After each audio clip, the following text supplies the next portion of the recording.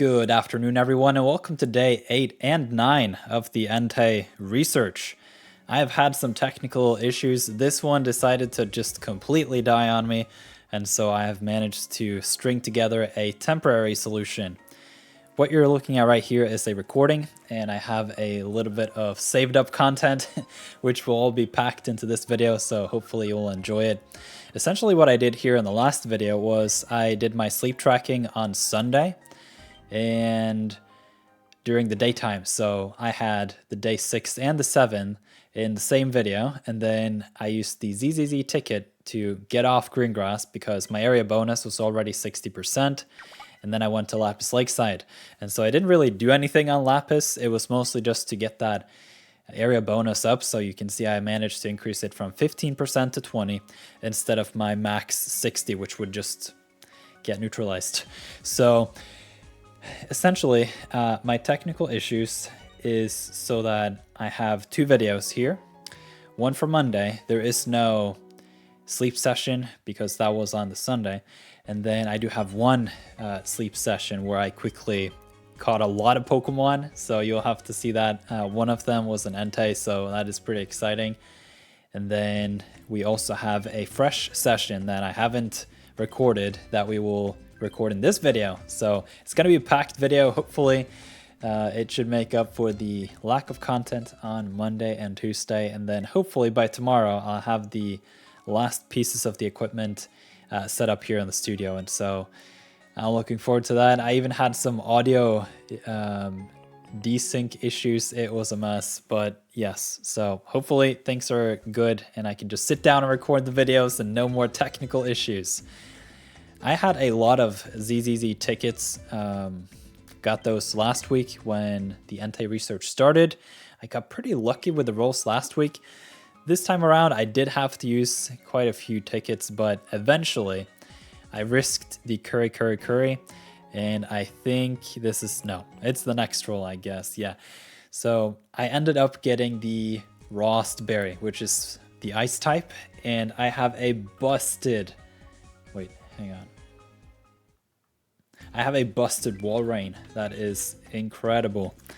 And I managed to get not only curries, but I got Yachi Berry, which is amazing for me because the 2 only berry specialists that I have at this point in time is the Walrein and Raichu. And so to an extent, I have like a 1 in 9 chance of getting curries and a good berry. So pretty excited about that, and hopefully I can just get on with the roll here. And I'll just have to think, like, what did I do in this video? I cooked a huge meal. That's coming up. And I also did a lot of overstacking, and so we'll see some numbers in this recording as well. It's not too long. It's pretty packed and interesting. And here you can see I get salads with the Yachi. And so this is definitely the reroll because I know I have curries, and so I just kept going. I don't remember what other type berry I have this week, but should be good. I have been using the Flareon quite a bit last week. I stopped really pushing on like Thursday, Friday, something like that. And I increased my pot size by using Flareon, so I had 200 extra, and that stacks with a good camp ticket, so my cooking pot was huge. Didn't expect a crit, didn't get it, but either way, my first meal was massive. And then, yeah, I was just overstacking with Entei for many days on the Quilava and on the Ninetales, and I had a bit of an issue in terms of my bag capacity. I really hope that the game developers will update the max inventory to around 700 at some point. Maybe 750 could be nice. We'll just have to see. So I did have to just send off some ingredients here. I don't remember exactly why. I tried to record yesterday, it did not work, and yeah, we have a video today. Oh right, I ran out. I was super unlucky with the roll on the Gengar, and I didn't have enough herbs, and so I actually had to go with the helper whistle with the Gengar, and I didn't like super optimize the helper whistle. Obviously I could have switched out the Entei here for a berry specialist like Raichu or something, and also the Charizard. But hopefully in the future I'll be able to find a better solution for the herbs, because I kind of want the Gengar to stay mushroom. If we bring up Gengar in the widget, we can see that it is the primary mushroom farmer, but my pattern is ABA, which means I have herbs in the first spot, mushrooms in the second, and then I have herbs again at level 60. And so my Gengar is currently around level 50. I'm thinking to boost it up to level 60 at some point. Then the total share of mushrooms will go down, which is unfortunate. But overall, I think the Gengar will be more versatile. And once my Gengar hits level 75, it's going to be incredible, because I can get some extra inventory. And that's going to be pretty strong on the Gengar. And so, yeah, I had to like try to do something here with the ingredients. It was a little bit of a mess. But I'll have to think about some more preparation strategies in the future. Overall, I would say my leek strategy is going really well. As you will see, probably, yeah, you'll see that in this video. My level for the spicy leek curry is getting close to max, which is 55 currently. And so these last levels, it's gaining a lot of added percentage per cook, which is pretty nice. And yeah, I would say probably Gengar. If I do level it up to level 60 actively and unlock that third ingredient slot, then I can use it almost no matter what to an extent. I don't have a better mushroom farmer, so I kind of have to use Gengar then anyway. And if I am specifically looking for herbs, then tasty mushrooms is always a great filler ingredient. And whenever I sort by ingredients in my team, Gengar is always the #1 productive Pokemon in the ingredients category. And so it's a really, really strong Pokemon. Hopefully around Halloween, it would be nice to see if I can get a better Ghastly.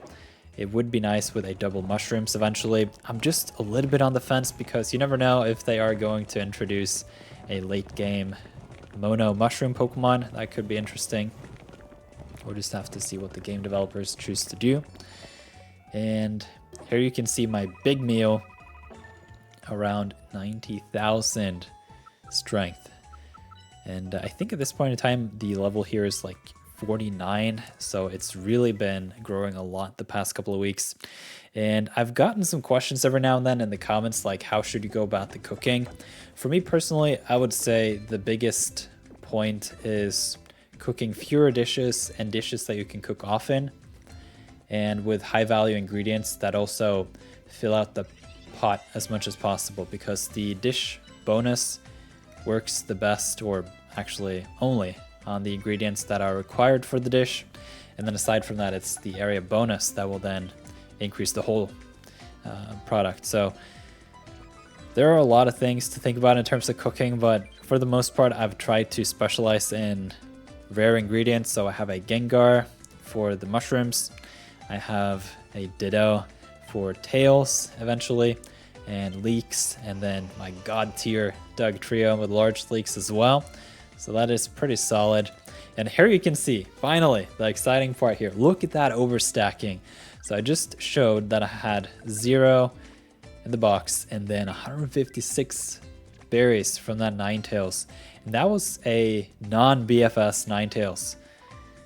And I was hoping to get some proof that the berry specialists are not forced to only do berries in overstacking. There was some confusion there in Brovinnie's server, but I was unable to really show that with the numbers here. It kind of does with the Quilava, I'm pretty sure, but I haven't really studied the numbers yet. But essentially what you're looking for is if you can see that there have been ingredient drops like way past the inventory. So the Entei here has been pretty strong, and during week 2, it's quite usable on my team. Overall, my fire preparation has been very poor. I have a Quilava that I on purpose haven't evolved because it's not strong enough for my long-term Typhlosion, so I don't want to waste any candies on it. But then I get so many mains by having it on my team currently that I can't really help not using it. And then I haven't found a Vulpix either, so my Typhlosion hunt has been unproductive, and so has the Vulpix. And at this point in time, I have not found a good Entei as well. The Entei that I have in the second video here is a troll. Like, it is a naive Entei. The same issue I had with my Raikou. So the best Raikou I got, I think I only got 2. So I had a single random Raikou, and it has Helping Speed M, Helping Speed S, Skill Trigger M, and Skill Trigger S. I don't remember exactly the order. I do believe it's like Skill Trigger S, M, Helping Speed M, and then Speed S. So it's like the perfect order, but the nature is main skill chance down, and that is a huge difference. You will see in a project that I'm working on the side of these videos in the future. I'm trying to build a Pokemon builder that is a bit more user-friendly, particularly for the beginners. And I just want to illustrate particularly the effect of bad natures. Like, it's huge. It's not like the main series games where it's just like a 10% increase. The problem is you have the sub-skills and they add together, and then the nature is multiplicative. So essentially the difference between a good nature and a bad nature of a certain kind, so for example main skill chance can be like 0.6 in the net difference. So for example, if you just have your base skill trigger rate of 1, and then you have the skill trigger M and the skill trigger S, then that's going to stack up and be like, I don't know, 1.5 maybe. And then if you have the main skill chance up, you get to like 1.8. But from 1.8, if you have a bad nature with a main skill chance down, you go down to 1.2 again. So it's like super just upsetting, the whole thing. Ooh, there it was. That was my video. Okay, so what we're going to do now is we're going to hop on over to the second video. So this is Tuesday, and it is a full-on like video. So there is a sleep session here. I caught a lot of Pokemon. I caught way more Pokemon than I should have, but I just couldn't help myself, and you'll see why in a bit. And I've been doing good, getting that 100% sleep score. Might have timed it a little bit just there at the end to make sure, but I think for the most part I've done pretty good. And then in this recording I tried to be a lot faster in terms of clicking everything. The first video was mostly just document all the numbers so that we have that to look back at in the future if we want to do some in-depth study and preparation for a Suicune. I think most people are the most excited about Suicune, and so you can see not only did I find a top belly Swablu, and I was like, whoa, on the Delibird. We got a Magnezone. I'll take that candy. That is pretty rare candy overall. If I'm not mistaken, Magnezone can only be found at Greengrass, and I'm never at Greengrass anymore because of that max area bonus. And then I managed to find a new sleep style for Glaceon, which is pretty nice. So we can bring that up in the widget. And then at this point in time, it's just the top belly. I think that is only available at Snowdrop. Could be wrong there, but I feel like something like that could make sense. And then, yeah, I just went all out on the captures. And I did a Luck Incense and an Entei Incense in this session, so I got a decent chunk of Dream Shards as well. I have been looking to stack up on Dream Shards in the past time and stock up on some seeds, and just get ready for whenever I find a really good Pokemon in the future. As you might have seen in my last video, I was super lucky with my Swablu, and so now I have a full-on team with 5 Altaria candidates, and it's ridiculous. So whenever there is a dragon area in the future, I don't even need a healer. Like, I can literally run Altaria times 5 and just wreck that area. Because this Entei was 6 points away, I decided to go for 2 Great Biscuits. You can always feed Pokemon 2 biscuits, and it's after the 2nd biscuit that you may get unlucky and have it just get all full. And I was like, man, are you kidding me? Getting this mega hit on the Gulpin that was already hungry, that just needed 2 points. And I was thinking, there's no chance if I just give a Pokebiscuit to this Glaceon. So if this had been live, I would have been like, whoa. But now it's a couple days ago, and so yeah, I got essentially a Glaceon for free, 1 Pokebiscuit, and the Glaceon there is nice to have just because I don't know exactly where the metric is, but I know that there is some metric hidden somewhere that if you have befriended the Pokemon or not in the past. And I don't think it counts if you evolved into it. So to an extent, it is interesting to catch at least 1 of every Pokemon. And so if I can have a couple more of that, I'll take it. Okay, so this far we got the Gulpin, got the Entei, and the Glaceon. And watch me just secure this Delibird. It was hungry, and I went for it. Delibird has been a long-term hunt, and at this point in time, I'm almost wondering if I should just chill out a little bit on the Delibird, because I have 2 berry finding mono fantasy egg Swablu, and Altaria has a pretty high ingredient rate, which is unfortunate for a berry specialist. But then when you have a berry specialist that is mono ingredient, it's kind of like, oh, okay, well, then you can just do the 2 Altaria and some Absol, which I have for the cacao. And at this point in time, I just need that Honeysaur. And if I can get my hands on that, then I already have a perfect Blastoise, the Milk Toys. And so it's almost full circle. I need Venusaur and Delibird. But if I can't somehow find the Delibird, I'll just settle on these 2 Altaria, I'm thinking. So yeah, I have really just kept on going with the Swablu, so I was thinking to greed this one, but it didn't work. So 2 Pokebiscuit, it got full, and at this point in time, I stopped the sneaky, not the sneaky, but the snack time.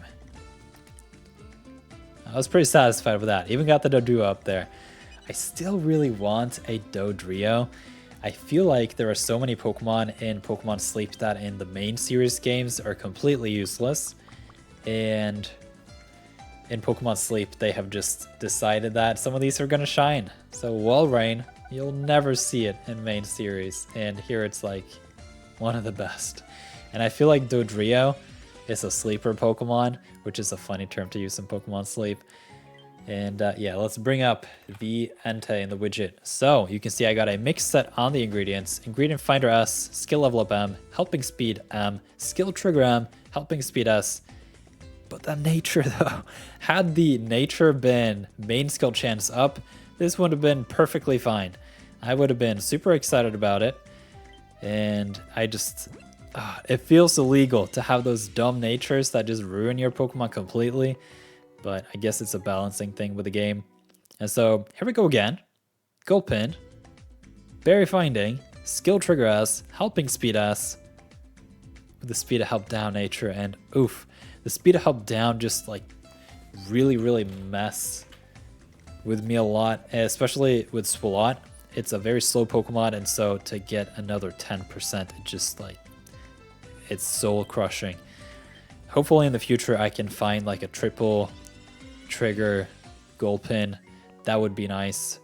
But until then, I'll be on the hunt. Once I go for the Swalot, I'm going to dump seeds into it. And so I really need that to be pristine. I'm talking like just max skill level. This Glaceon was decent. It didn't quite have the sub-skills that I was looking for. Skill Trigger S comes a little bit late. It does have main skill chance up, so that is nice, but probably won't use it too much. And then we have the Doduo. Dodrio, as mentioned, I find to be a sleeper Pokemon.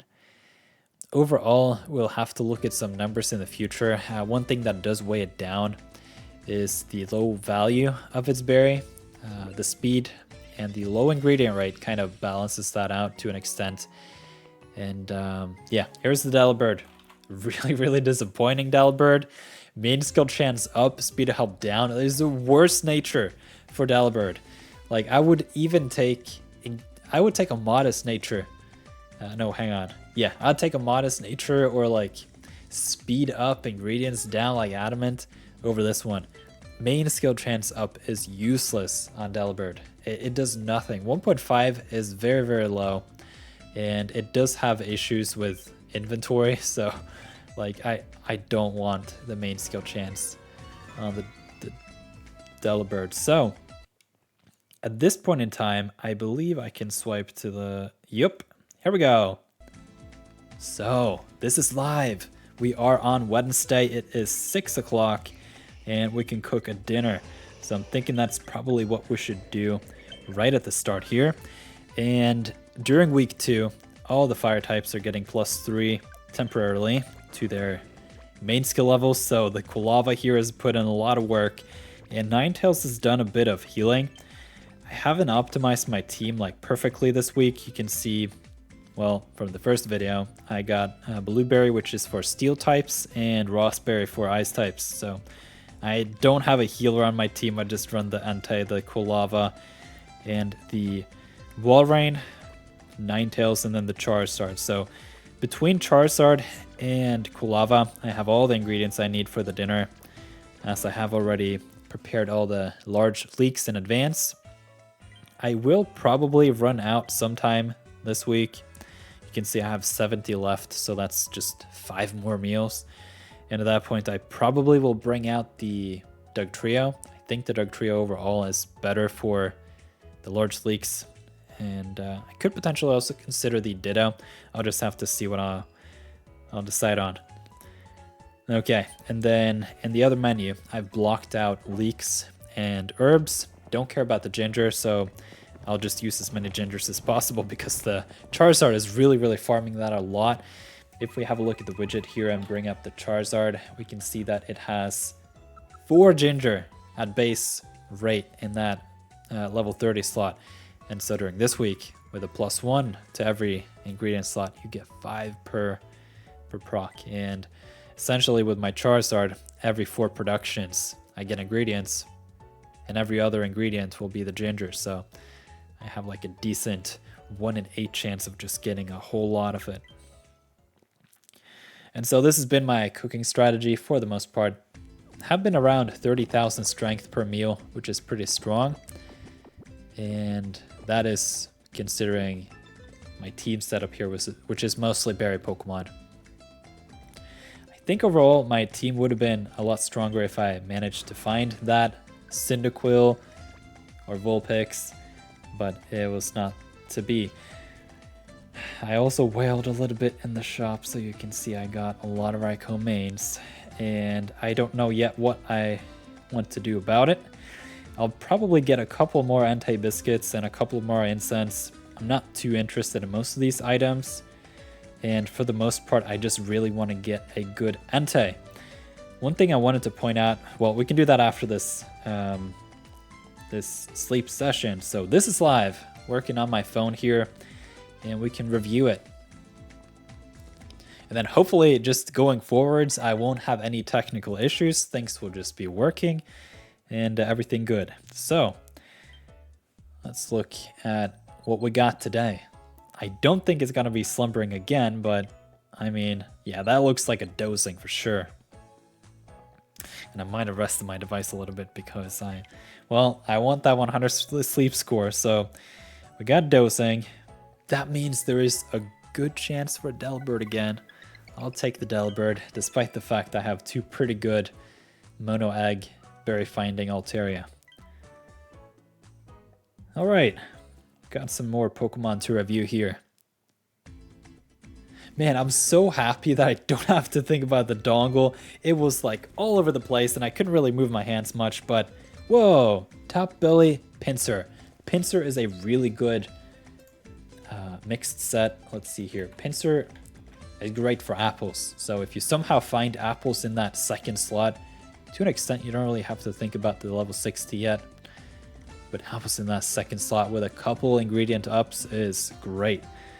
So we have 2 Pinsir. Whoa, that's incredibly rare. That's because of the dosing, obviously. Let's see, we got Psyduck, Totodile, a Delibird as well. Are you joking? That's Mr. Pook's line, but yeah. Charmander, Shuppet, Graveler, Metapod. Yo, this is a lot of really expensive Pokemon. Let's see if any of these are hungry. I mean, there's a decent chance that at least Delibird, Pinsir, or Pinsir will be hungry here. There's at least one guaranteed here. And then... no, it's only one. I've gotten a little bit confused this event. It was during the Fire-type week that you got an additional hungry Pokemon. I don't think that's the case here. But I do have good camp tickets, so 1+ should be hungry. Charmander. Shuppet. And that's it. All right. Well, let's just jump to the case, or chase. I am the most interested in the Delibird, obviously. Most of you will know that. I've talked about Delibird at length for a long time, and I just can't seem to find it. I've had some pretty decent luck in terms of it not getting full. Therefore, I think it's likely I won't be able to claim this one. If I somehow can get a crit here, that would be amazing. Nope. Alright. Let's see it, everyone. It's still hungry.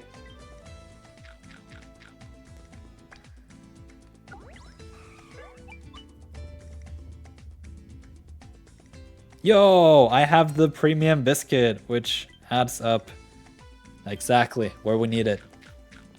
Watch it crit. No. Okay. That's amazing. I did not expect going into this session that I would be able to claim a Delibird. And that is level 9 at this point. I'm not particularly in a rush for the Charmander nor the Shuppet, so I'm going to give them 1 biscuit each just to see if I can get that mega hit. Either way, I do get that value from the hungry. Yeah, okay, that's it. And then I'm going to see if I can find a Pinsir because I'm pretty excited about the apples personally. And you can see that I've worked it a little bit in the past, so I think across the 2 encounters here, I should definitely be able to claim at least one of these. And I fed that Delibird a lot, so I'm hoping at least one of these cookies will crit. Seems like this Pinsir is all about those great biscuits. So we'll just have to see if we can claim potentially 2 of these. I know it's Entei week, and I probably should save some of these for Entei, but there's always more in the shop, you know? Yo! Claim the Pinsir. Whoa. Claim the Pinsir. Now the question is, should I keep going for that second Pinsir or stop? This was expensive enough, so probably should cool it off a little bit. I am pretty interested in a third Feraligatr. I have a Feraligatr that is pretty good. It is level 30. It doesn't have berry finding or helping bonus, but it's got decent speed. It's already at level 30 because I invested it, and then I realized how strong berry finding was. It was one of my earlier Pokemon. And then recently I found a helping bonus, berry finding Totodile. And so if I can somehow find another berry finding Totodile, that would be huge. And then I should be pretty set for Suicune Research. Okay, so at this point in time, I'm not expecting to get this Pinsir. Maybe we can get it to crit. That could be nice. And then the odds are a little greater. Haven't gotten a single crit here, despite the fact I've fed a lot of great biscuits. I was in the 30s. Now we're in the teens.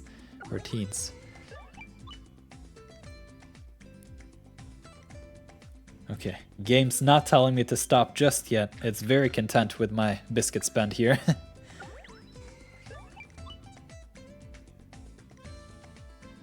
Alright.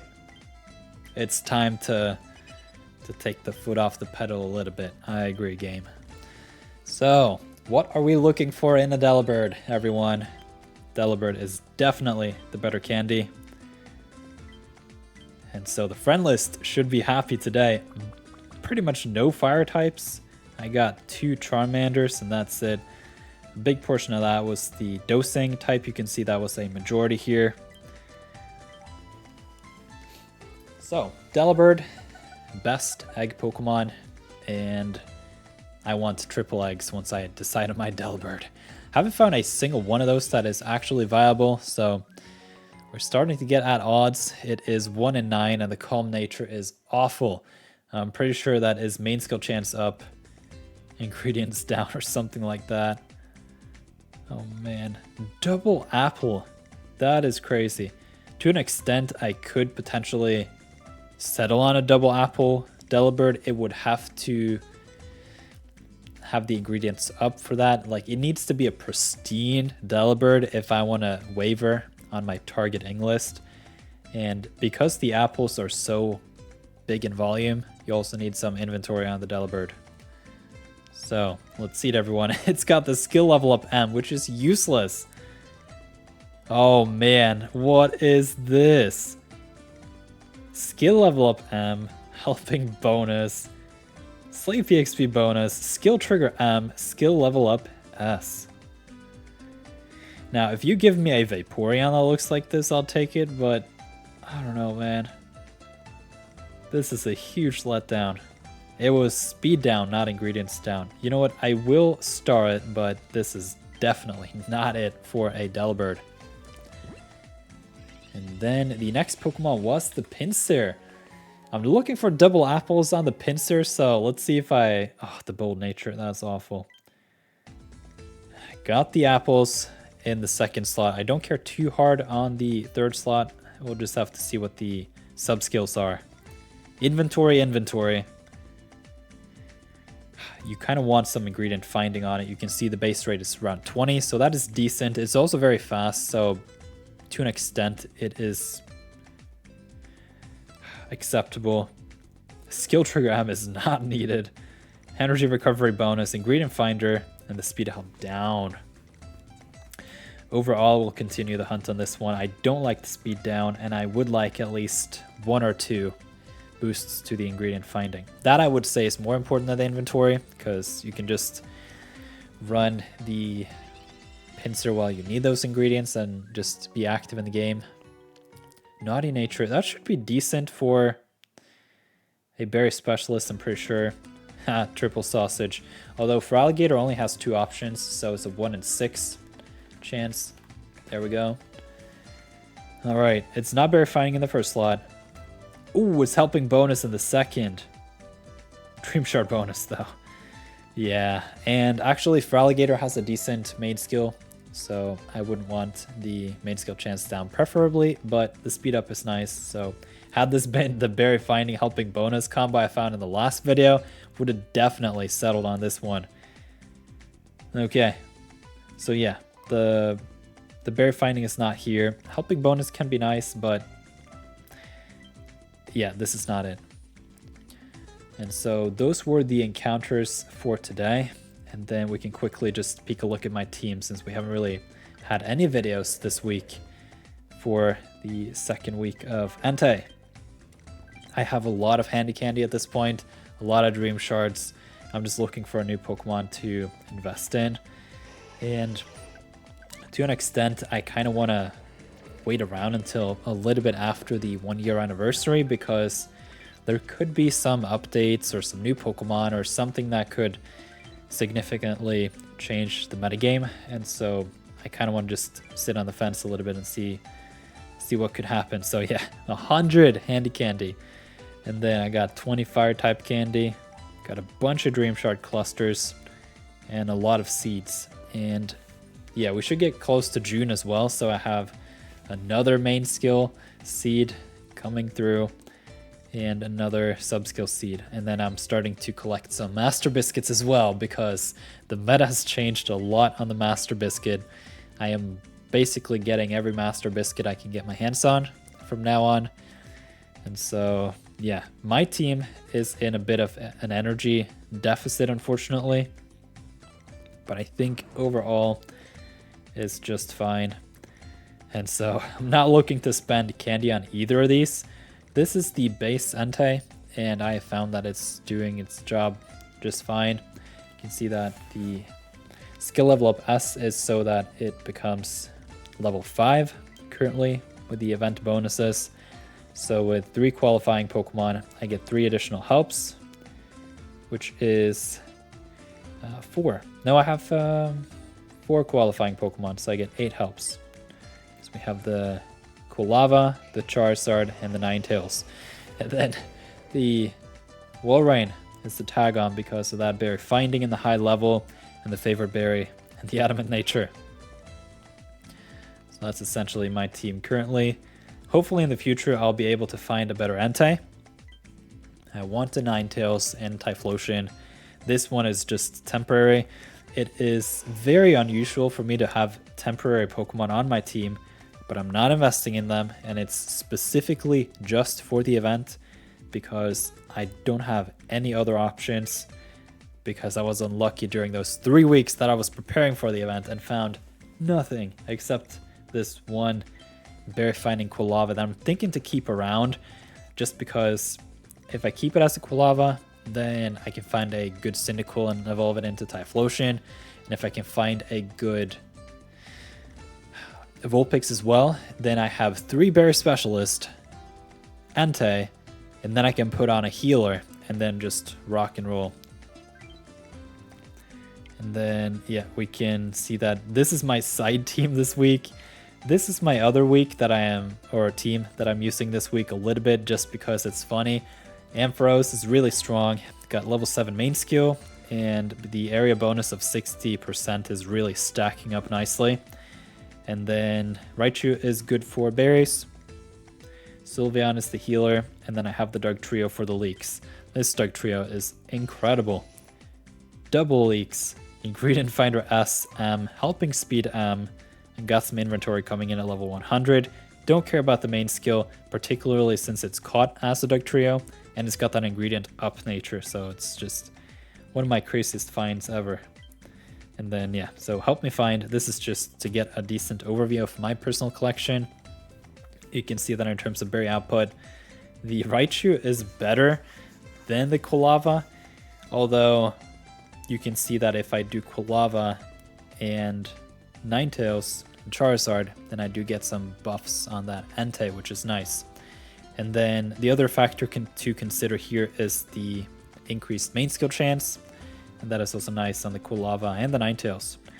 And then I talked about Gengar. Every time I sort by ingredients, Gengar is on top, despite the fact that the excuse me, the Venusaur here has got main skill level 6 and ingredient finding up nature, ingredient finding up sub skill with that M, helping speed M. And then as this Venusaur is leveled up and just yeah, boosted into level 100, it's gonna be crazy. Only thing holding it down is the mixed set of ingredients, which is a bit of a problem for me. I'm hoping that once I can just get it to level 60 that maybe something will change, but I'll likely find a triple honey Venusaur for the long haul because it is a very strong Research Pokemon. And then if we sort by skills, we can see that the Ampharos, Sylveon, and Flareon is really strong.